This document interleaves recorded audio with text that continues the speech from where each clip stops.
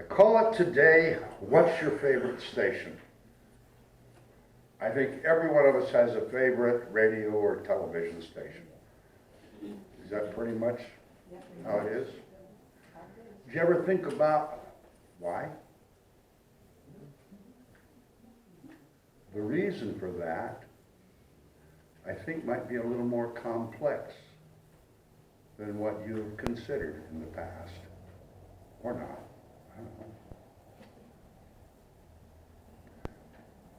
Last week I spoke very briefly about Dr. Jung, Carl Jung, and his philosophy of psychology very much is the same, similar to, parallel to, as the philosophies of metaphysics. And that's why the great metaphysical teachers like his work so much. They use his work a lot. It affirms some of the unseen things. His scientific mind kind of puts it together. He articulates it very well. And he believes, he has written that he believes that every thought, action, experience, word that we've ever experienced and said and thought in our lives is all saved in our memory bank. And he calls it collective unconscious. I speak about it in layman's terms as our subconscious. And I suppose there's a difference, but we aren't here to have a philosophical debate today. Call it whatever you want. But I don't know if all of you think that way or not. He also believes that everything in that collective unconscious has energy, exudes energy. Now, I don't know if you think that way or not, but today I'm going to ask you to consider that that might be a possibility. Because if you don't consider that might be a possibility, my talk has no meaning, no purpose, and you just will go home because the rest will be a waste.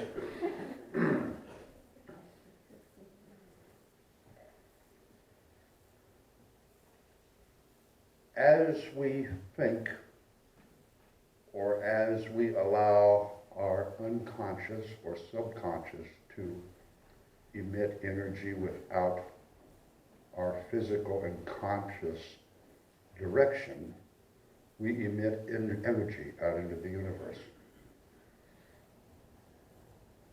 And that frequency, just like your radio station, that frequency brings an input of energy as well. It's like a conduit. The energy you put out is most of the time the same frequency of the energy you bring back in. If you have a consciousness of lack or poverty or being poor, that's the energy you put out into the universe.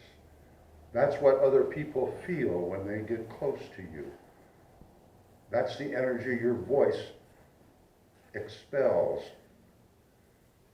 And when you hear things, they come back through that same frequency of I'm poor, I'm broke, I don't have. And I know that for a fact, because I dealt with that most of my life. No matter what I'd hear, somebody has a great idea. What I heard was, how much is that going to cost? And I probably can't afford it. And I've been able to transcend that for the most part. But every once in a while I still catch the old subconscious, the collective unconscious, the old habit. I hear something, I say, well, I bet that costs a lot. How many of you entertain the philosophy or the possibility of extrasensory perception, ESP? How many of you think that's... Well, I happen to think that that is a real thing. And I think we all have a potential of feeling that energy from all the thoughts, all of the actions that are going on in the universe. I think some people are actually born with that ability to receive those energies on that frequency. And somebody's horn is bonking. Why don't we take just one moment and check our keys and see which horn is bonking?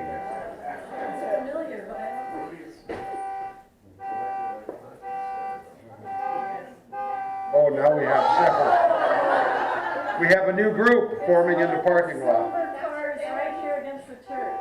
A silver car. Oh, we got it. You know what? ESP. ESP frequencies.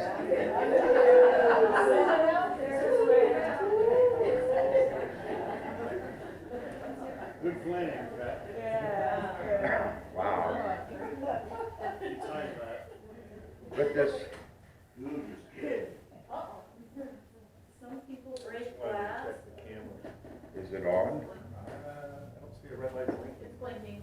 Oh, it is? It's, Oh, it's fine. Okay. Now I'm going to ask that I may have your undivided attention again. We'll start this kind of over. But I think very much that, I'll speak personally, I feel energies from people. I wasn't aware of it for a long time. I kind of had this little gut feeling about things. But as I became aware that I actually feel different frequencies of energy from people. And I haven't perfected the art form of being able to absolutely know what you're thinking or not thinking or feeling. But I'm very aware. And as I walk up to people, as I shake hands as people come in, I kind of feel what kind of mood they're in. I can feel what they're feeling. And I think all of us possess that ability. I think we can all improve our awareness of picking up on these different frequencies of thoughts, feelings. The frequencies of the collective unconsciousness that people have. Try a little experiment. I heard someone say, you look at this gorgeous human being, beautiful person, whether it be male or female. There's another person here who's just filthy rich, got a ton of money. They're both going to talk. Close your eyes. Just listen to their words and feel their energies. And most of us will be disappointed in what we hear and what we feel. Because our eyes say, oh, that beautiful person, oh, they're special. That guy's rich, he's special. They're just human beings. And they emit energies.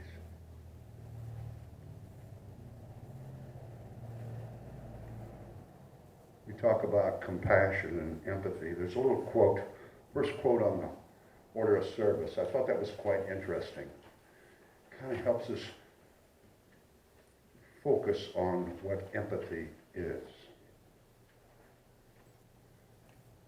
There is a young man who's no longer with us, who for his entire life, I had empathy for this young man. Most people had envy, not me. I'm talking about John Fitzgerald Kennedy Jr. Here was this beautiful young man. Money, reputation. But the person, this young fellow, was just kind of a very average, underachieving guy. But 7 billion people in the world had this expectation of him. He's beautiful. His father, his grandfather. Oh my, we can expect great things. I think he'd been quite happy to, I don't know, be a bus driver or play video games. But this expectation, I doubt that that young man ever had a day of personal satisfaction or peace or self-acceptance. There was so much expected because of his family, because of all the physical things in his life and around his life. And how many of us might be like that, whether the one who is expected of or the one doing the expecting? Next time you're having a conversation with somebody that you know pretty well, try that little experience. Close your eyes. Listen and feel that person. Because your eyes have this habitual image of there's Wayne, piano guy, selling tickets and stuff like that, sharing the board. But sometimes all those images that we have based on our sight, oh, that's Wayne, I know. We miss listening and feeling. And when we hone in on that particular frequency, we might become aware of a whole lot of things. We were too busy with our expectation and with our habitual acknowledgments that we don't pick up on. Your favorite radio station or television station, does that fulfill a need in your life? Does it give you information or empowerment? Or is it the habit that's coming to you in very much the same frequency as all of your subconscious memories, all of your subconscious habits? Something to ponder, perhaps. The conscious mind, the conscious thinking process has much more energy than the dormant subconscious mind or unconscious mind. So if we're going to transcend what we have in our subconscious, our habits, our comfort zones, how do we do this? A lot of different ways, a lot of different processes, practices that we can think and we can study. A lot of people use affirmations. Affirm every day, several times a day, what you'd like to see and what you'd like to be and how you'd like to think. Rather than the old subconscious saying, I don't have much money and I wonder how much it costs. There is abundance all around me and I am the channel for that abundance. And if I would affirm that over and over, pretty soon that's the way I'm thinking. That's the frequency that I am in tune with and aware of. That's the energy I expel. That's the energy that I accept. Meditation. Where we get in touch with our divine. We shut off all the habits and all the noise and all the mushods and oughts. And we have communion with the divine. kind of get back in balance with our physical and our metaphysical, our physical and our unseen. A lot of people use the practice of yoga. Helps us remind ourselves that we are in control of our breath, our body parts, our arms, our legs, and how our thinking and our breath and our movements are all connected and we're in charge. We can control what we think. We can control our breath. We can control how we move. Great balance. Great awareness. The awareness, that's the key. The more we're aware of, the better we understand things.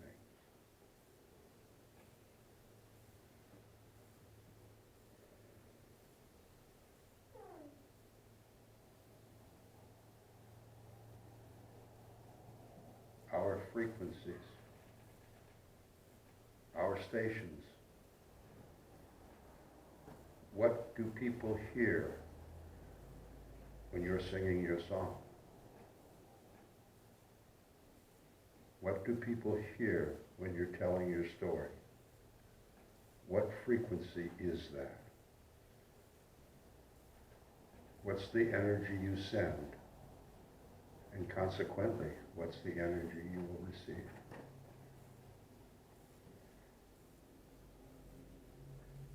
I don't know if any of you agree with any of this or not. I hope some of you disagree. I love it when I stand in the back. Well, I've got a different thought about that. Good, because you are thinking. I don't know all the answers. I don't know for sure what's right or wrong. All I know is I'm struggling to get through this life as happy and as joyful and as kindly as I can. And my job is to get you to think.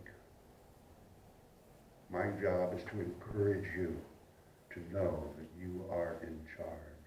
You create your life. You are a radio station. You transmit energies. And you receive energies, whether you're aware of it or not.